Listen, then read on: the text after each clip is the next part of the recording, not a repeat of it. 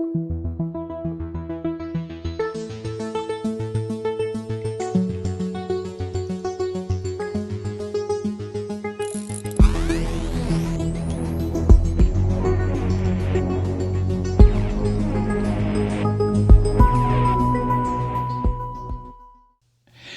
many Americans believe utter rubbish. That's what I wanted to get to.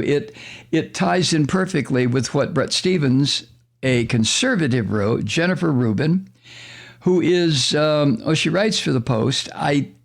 She's kind of moderate. I don't think she's a liberal by any means. I don't think she's a Bret Stephens style Republican or conservative by any means. But she mentions that a bunch of surveys show that a significant majority of Americans, and some polls report that number is as much as 60%, think that Joe Biden won the election, 60%. And that's similar to saying, what color is George Washington's white horse? Or who's buried in Grant's tomb, right? But what that means is that 40% or so of Americans are utterly deluded. And as Rubin writes, with a new appreciation for the inexactitude of polling, it's possible the portion of Americans who accept Biden's victory is anywhere from 70% down to only 50%. And why is that? Well, it's because Republicans could simply be out to annoy the pollsters and the Christian fascists in this country, previously known as Republicans, are inveterate liars. I almost said invertebrate liars. Inveterate liars. That's all they do is lie. That's what their religion is based on. It's what their religion promotes. It's what they believe in, lying. On the other hand, as Jennifer writes, pollsters have proved themselves ineffective at sampling enough of the MAGA crowd. And that's primarily, it's not the fault of the pollsters as much as it is the fault of the maggots. You know, they will say bullshit just to screw up a polling result. That's what they do. That's what the goal is. Make things all fucked up so that nobody knows what is what. That's in keeping with the Trump attitude about honesty or truth or decency or honor or any of that stuff, right? Any of that stuff, he says.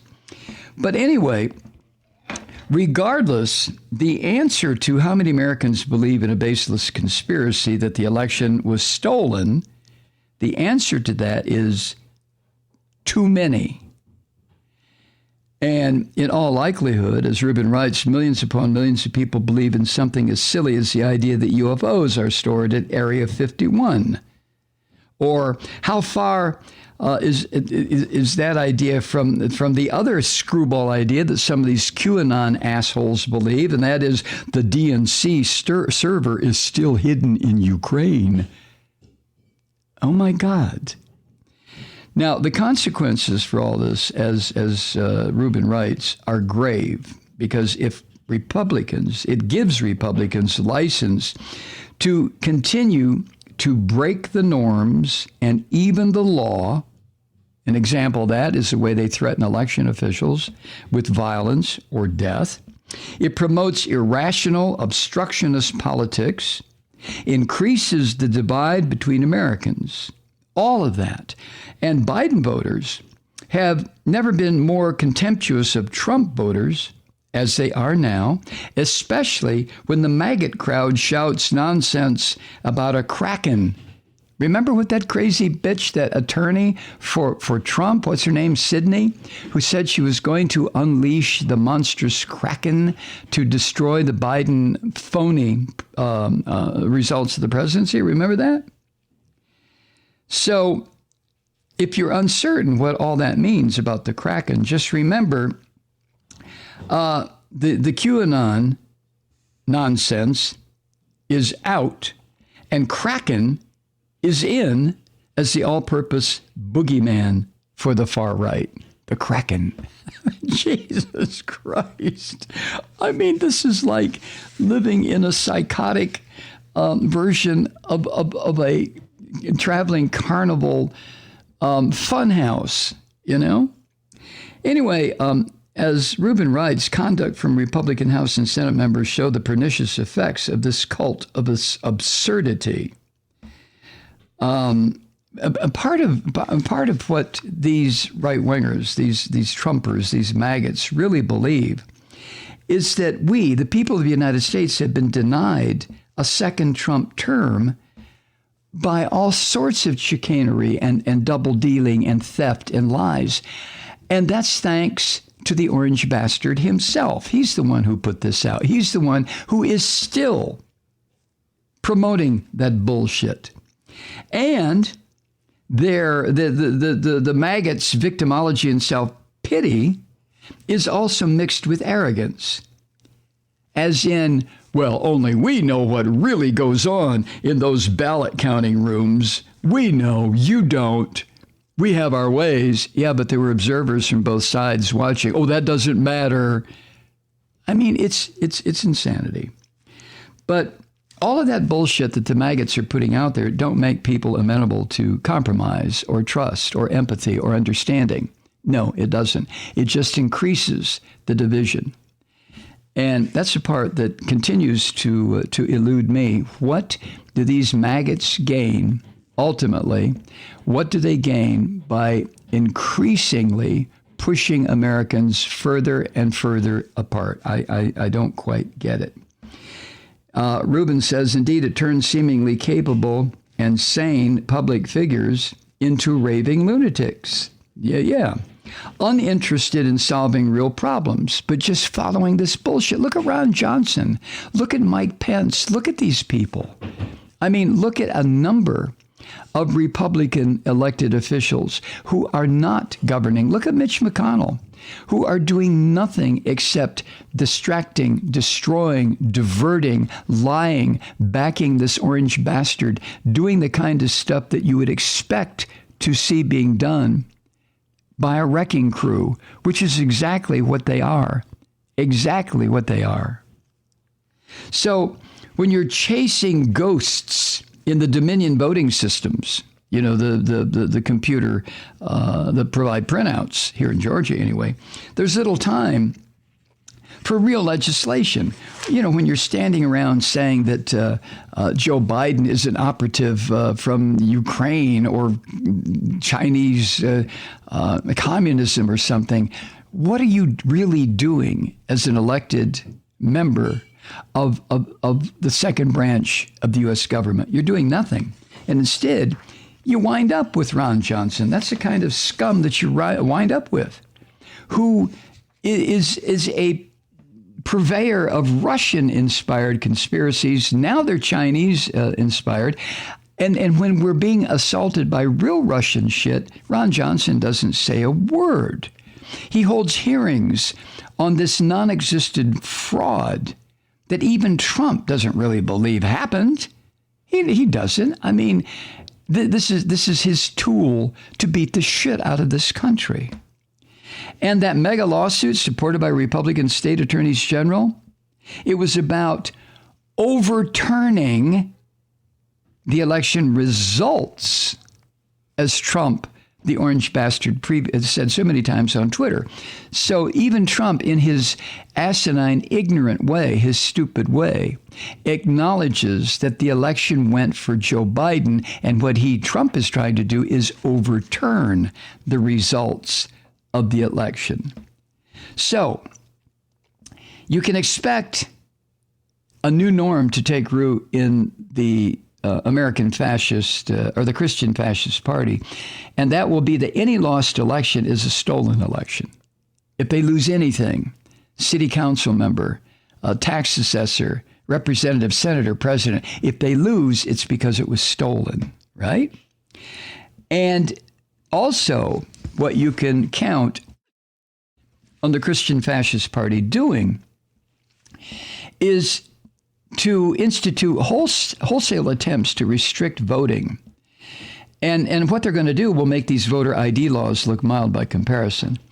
And the actual corruption of the election process will follow all of this.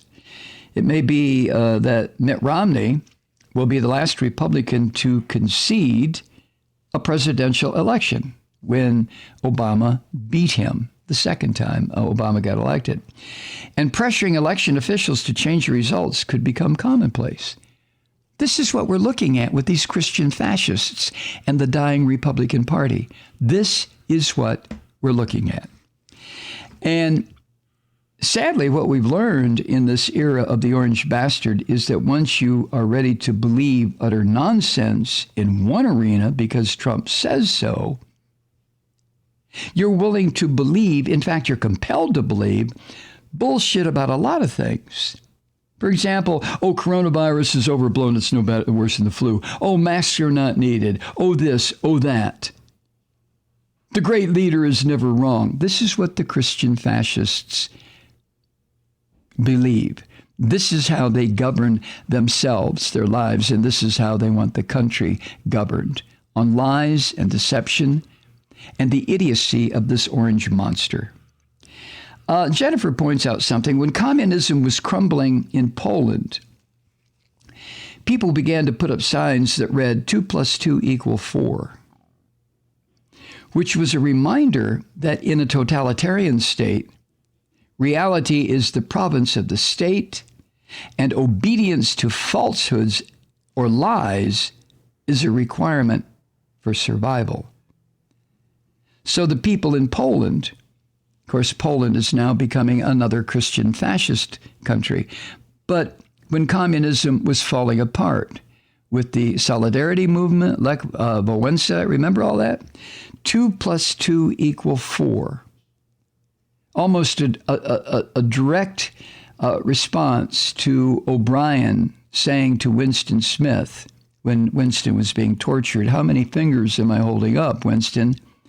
And O'Brien would hold up 3, and Winston would say 3, and hundreds of volts of electricity would charge through Winston Smith's body until he finally agreed with O'Brien that 3 fingers was really 4 if the state said it was 4.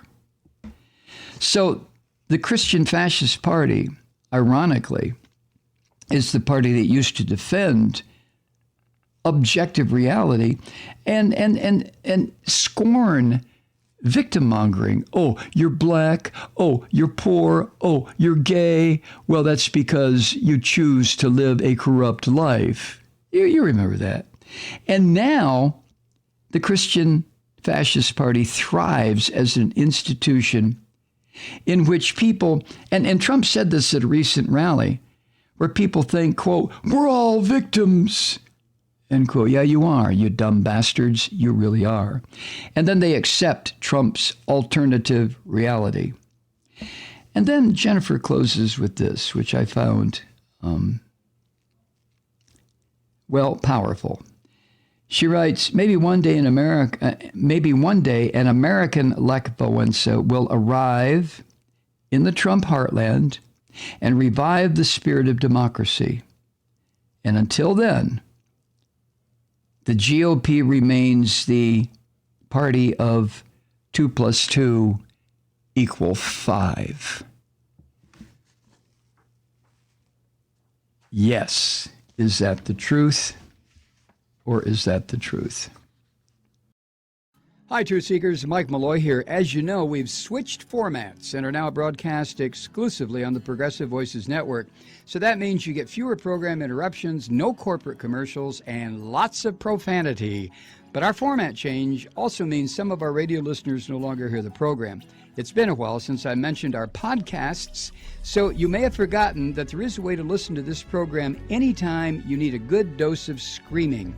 Visit MikeMalloy.com and subscribe to our podcast. As a podcast subscriber, you can download the program to your mobile device and take me with you wherever you go. And if you have a friend who needs a dose of truth-seeking, you can give a gift subscription as well. That's MikeMalloy.com, and never miss a minute of the uncensored fun and frivolity.